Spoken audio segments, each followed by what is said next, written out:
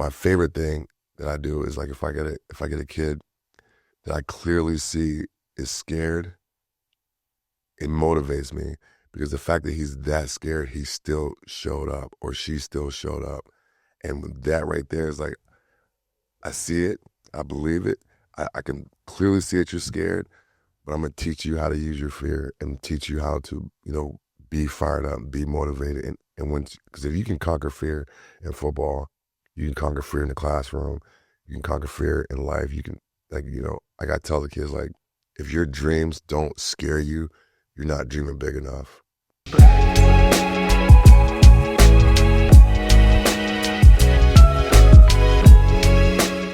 Hi, I'm Steven Racek, one of the owners and coaches here at Forge Fitness. A lot of people ask, what do we do here? Well, we focus on your longevity, meaning we focus on your health and the quality of your life as you age. So by the time you get to the end of your life, we want you to be able to do things that you want to do and enjoy. We take a lot of pride in the community that we've built, knowing that our members come for a great workout, but they stick around because of the community and friendships that they have. If interested in joining us at Forge, we offer a 7-day free trial. And you can find us at www.forgefitness.co, or you can find us on Facebook or Instagram. Welcome to the Buffalo Community Podcast. We've got an exciting episode. We've got Coach Corey Moore in here with us. I'm super excited to extend this conversation. Corey, thanks for making the time coming in here. And I'm going to cut right to it. Is first thing Corey said to me as he got out of his car, he goes, "Man, I'm nervous." And I'm like, "How can we?" You can get a whole football team riled around you and super excited, but you're nervous to come on the Buffalo Community Podcast. Yeah. So, 30,000 foot view. Tell us who Corey is. I'm 49, retired military. I've been coaching since I was 18. My first certification came from the University of Maryland. Then I got certified again at K-State University. I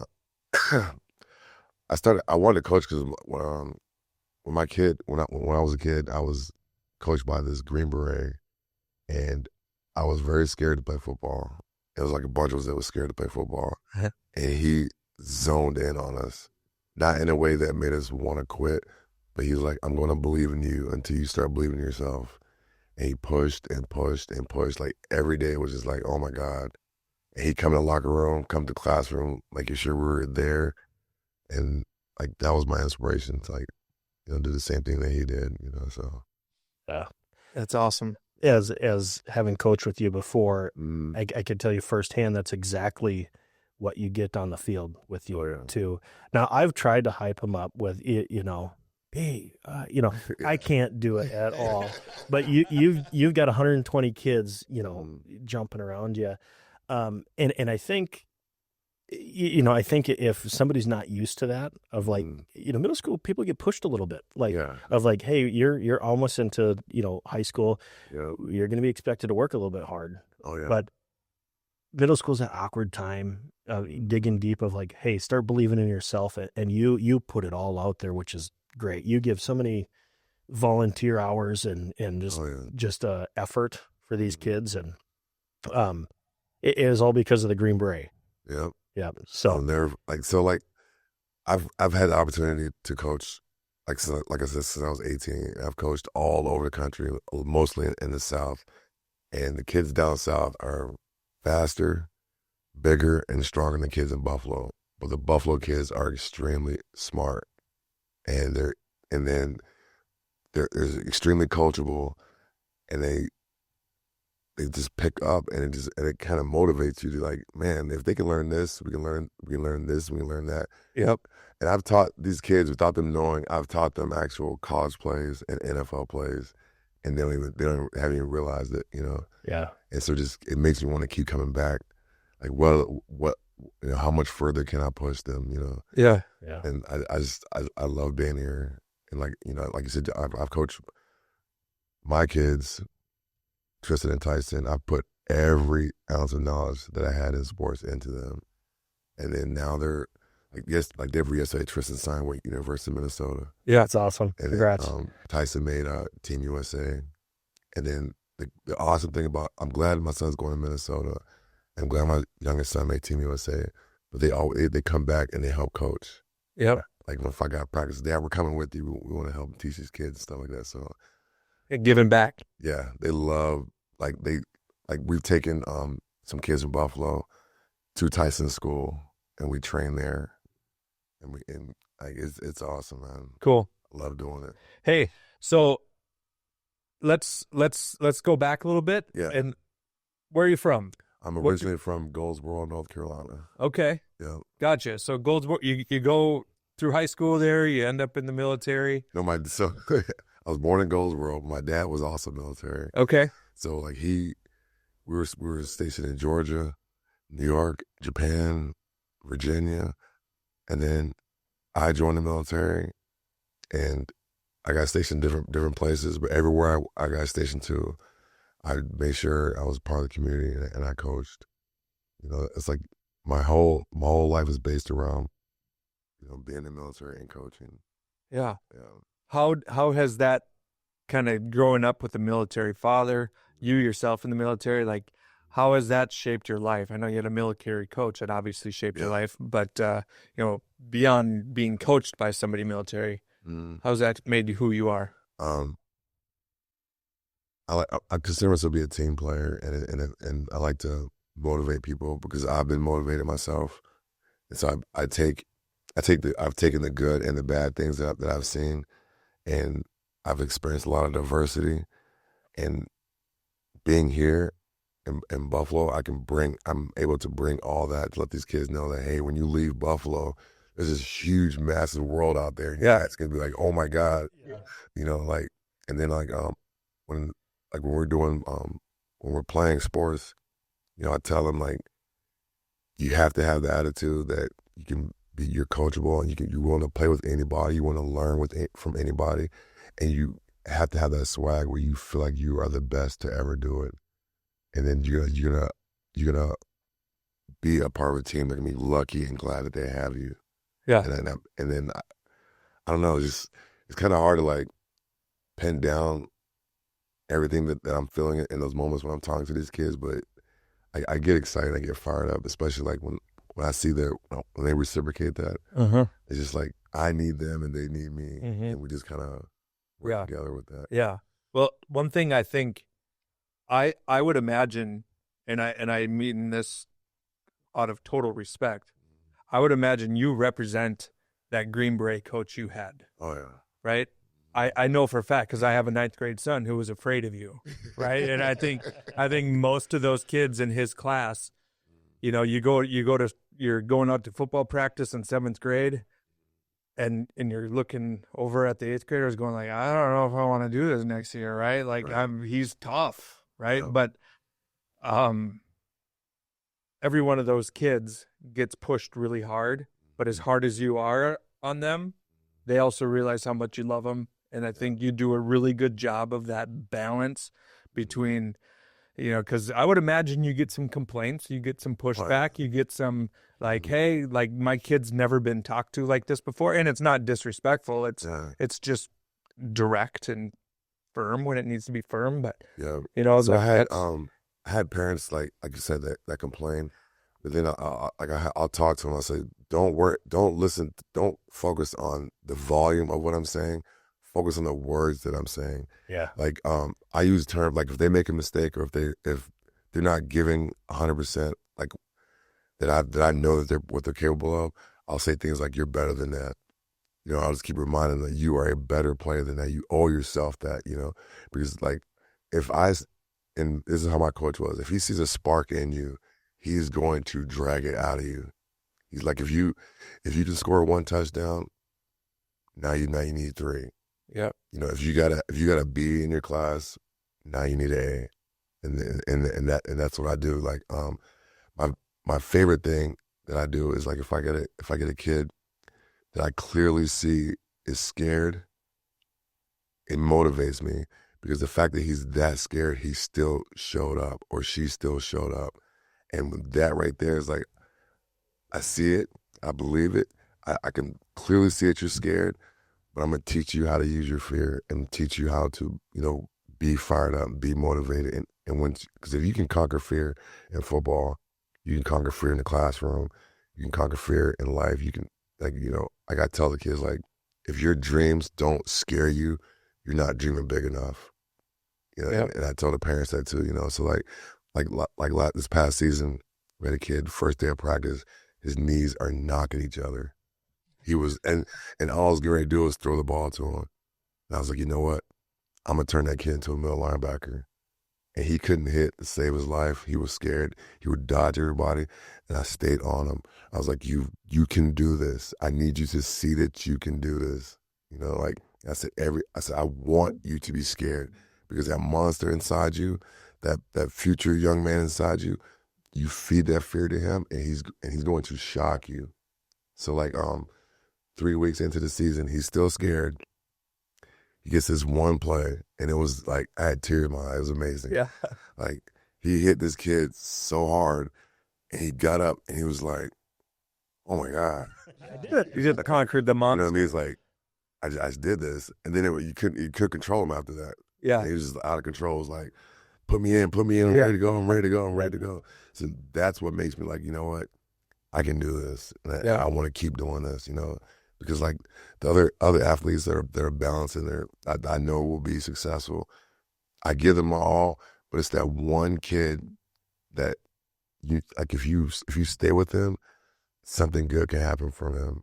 Like I had the opportunity of coaching Elijah Lee when we were in Kansas, and this kid was like, "Coach, I'm going to the NFL." So I was like, "All right, let's make it happen." So he went to St. Joe's, graduated, got picked 8th round by the Vikings. I was so excited, but then the Vikings let him go. Yeah. But then the 49ers picked him up, Yeah. and he made it to the Super Bowl. That's awesome. And he got 2 amazing hits at the Super Bowl. So I tell these kids, like,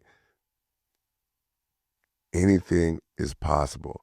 And people tell you that it's not possible, that's when we go harder to make it happen. So And, awesome. and we're lucky that you're here for Buffalo Community Middle School football. Kind of, I love it. like just that starting that base off. I love it. So football and baseball. Those Basketball are, too, right? Basketball too. Yeah. So, I'll never forget the day when last year my son was wrestling and you finished up your basketball practice over here. You marched over to the small gym. You got the wrestling team huddled up, and you're like, "My job's not done, right? Yeah. My job with the basketball team is done. We call it a day here, yeah. but I'm gonna, you're a big supporter of the wrestling program, and Oh, yeah. and we've seen numbers increase in part because of your efforts and other, Jason Maurer and Tyler. Yeah. But numbers is a huge part of any success in any sport. Oh, yeah. Because, like I was telling Coach Blake, I'm very supportive, and I believe, like, especially, like, these kids in Buffalo, like, when they see their potential, it is the most rewarding thing that even I can imagine the teachers feel the same way, but like when you see them playing a sport, they not necessarily thought that they would be the greatest at it, but when they start getting good at it and they start feeling that, I'm that man, I'm that young lady, I can do this, it's beautiful, like, so like I've talked to the high school coaches. Like my dream and my goal is to create like this beautiful farm system of student athletes. So when they get to high school, the coaches, I want the high school coaches overwhelmed. Like I got my pick of whoever. That's my dream. Just to flood the high school with like, wow. Yeah. They're ready. They're ready for it. Yeah. Yep. And some years are easier than others. Some kids come more naturally talented. Some need a lot more molding and work. And I can tell you, as from the 7th grade program this year, it took a season. It was a short season. Yeah. But by that last game, we felt the culture was they were acting as a team. They had each other's backs, and it was from the kids that were fighting the first week. They don't like each other in school, everything, creating that culture again. And it takes some time. And, unfortunately, we only get them for 6 or 7 weeks, if that, a couple hours. I kind of want to go back of, were you a good athlete? I mean, did you excel I was, so like, my mom's got 12 brothers and none of them had opportunities to play professional baseball. My grandfather was a farmer, so they didn't get to go. But the Marlins recruited 3 of my uncles, And like sports is like, we're from the South. So Yeah. Yeah. either play sports or you know, You can you're- play you're- sports. Yeah. You know, or you work or you know, what sports or military. That's how my community was. And, so that was my mindset. And I was the black sheep, I guess. I did football. Uh-huh. Everybody else is baseball. So my kids were like, I think Tyson was 2. We were already playing, football and all that. And then the season was super short, so we want to keep them in shape. So then it was like, okay, let's do baseball. And my family's all excited, so we did baseball, and then they just got good at it. And it was just let's stay in shape because football's our sport. Right. Yeah. And it ended up being the exact opposite. Football ended up being the stay in shape thing, and then baseball ended up being like the main sport. But, Yeah. It was Tristan that wrestled for a season, right? yes. I mean, and he came in because I got to coach him. I mean, when you talk like some stud athletes, your boys are studs. Like they'll excel whatever, but also what they brought was, some leadership as well. It's like some people are more gifted, and your boys are definitely gifted, but they work hard, but they're also bringing people along with them too. I remember their leadership on the field was really cool. It was like, hey, let's call some plays and direction, and kind of like mini coaches themselves without saying, I'm your coach. I mean, it was like, hey guys, let's do this. Let's take ownership of our team, together. And that was a really cool experience. I don't know, like if parents could see how I coach and train them, my kids, they'll see that, okay, yeah, he's not as bad as we thought. Yeah. Cause even now, like they get up at 6 a.m. and they go work out. They go to the gym, they just run and they swim, and then Tristan goes to work, and he gets off work, he goes to the facility, him and Tice go to the facility and they train. After training, they come back and they do like other exercises or they coach. They're doing something. So it keeps them active, keeps them on a schedule, keeps them responsible, keeps them motivated. And I've really been super supportive of them coaching the kids because it's ramped up their maturity level. Yeah. Like big time. Like they had this summer, they both played in a minor league that they have in Minnesota. Like these guys that were on MLB, they're trying to get back in, or they just got released, and they had to play with them. Like, I just keep them busy, and have a tight regimen, keeps them out of trouble, and I wish I could coach my rest of my kids that way. Yeah. That's not happening. You're just one guy. Yeah. But then like my 10U, those parents are literally the best parents breathing. So when I first got those kids, I guess they had a couple bad years where they couldn't even win a game and stuff like that, And even in football, I tell my kids, winning is a bonus. It's the development. I said, the only 2 games that matter is the first time you play and the last time you play. Those are the only 2 games that will ever matter. Uh-huh. And everything else is development. So if there wasn't a scoreboard, would you play? So you have to ask yourself that. If they didn't have a scoreboard, would you still play? And so winning doesn't matter. I like that saying. I'm gonna take that. I will give you credit for it. Yeah. Yeah. I like that. I like that. So these parents, at first they're like, oh my God, my kid's 9, and and your coach is like he's a college athlete. Yeah. But so they're getting it now, and we went undefeated, but that wasn't the point. I wanted them to see when these kids are locked in and when they're focused. I told them, so you're gonna see these kids start to set themselves, you're gonna see the difference between your children and the children that they're playing against, regardless of the score. You're gonna see the difference in the development. Yeah. So we spent last winter, and these parents, I couldn't believe they went for it, but we every 5 days a week, all winter long, we trained these 9-year-olds. Wow.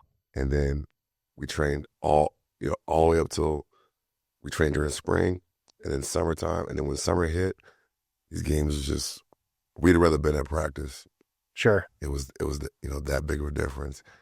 But and then we did the camaraderie. Like these kids just like they love it. Yeah. They have a schedule. They have friends they can relate to. The parents are all friends now. Like and I could not make that happen if I was anywhere else. Sure. But here, it's, I don't know, like people in Buffalo, because for one, it's a small town. So everybody's kind of like growing up together, but like people here are awesome. They're super supportive. And then when they understand me and they know me, like, okay, he's different, but Yeah. we like it. Not as scary as you might think. Right. Yeah.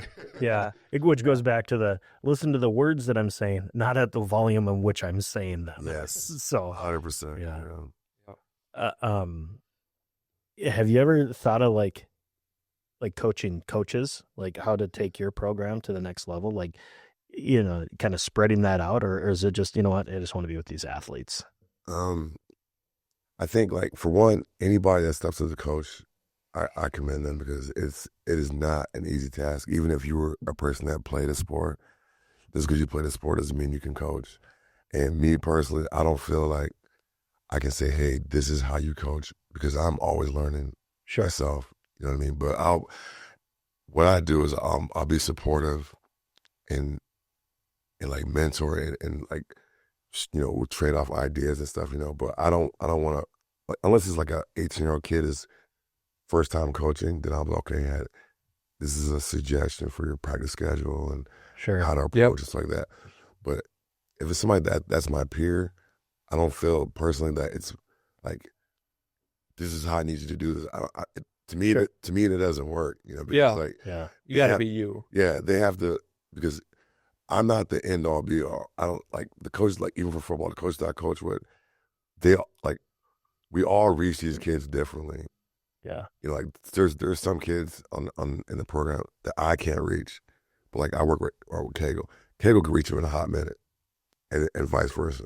And then same thing, like with 7th grade. There's kids that, like you said, they're like, oh my God, that's good. I can't go in here. Yeah. But then you'll come up and you're a strong coach, but that kid's like, okay, I can relate to him. What he's saying makes sense. Yeah. But that guy, I don't know. There's one in general. He was like, Coach, my headspace isn't in it right now, and like I'm late. He goes, Coach Moore's gonna yell. I said, no, he's not. Just jump in. He's not. I promise you, he's not going to. But you've got all your stuff. Jump in line now. Like, but I promise you, nothing's gonna happen. And it's just like, it's okay. It's all right.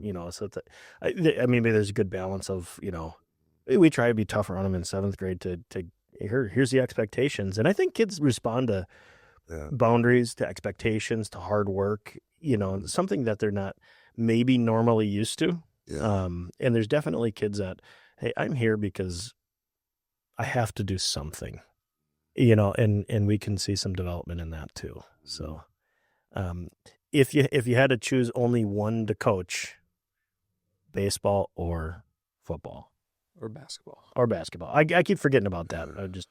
I coach wrestling, so I don't really follow that at all. I couldn't choose. I think it's just coaching across the board. Period. Like if there was a checker team at Buffalo, you approach it the same way. I would approach it. Well, not okay. So let me back up. Like football, I coach intense, because let's be honest, football is a dangerous sport. Yeah. And the softer you approach the game, the likelihood of you getting hurt and injured.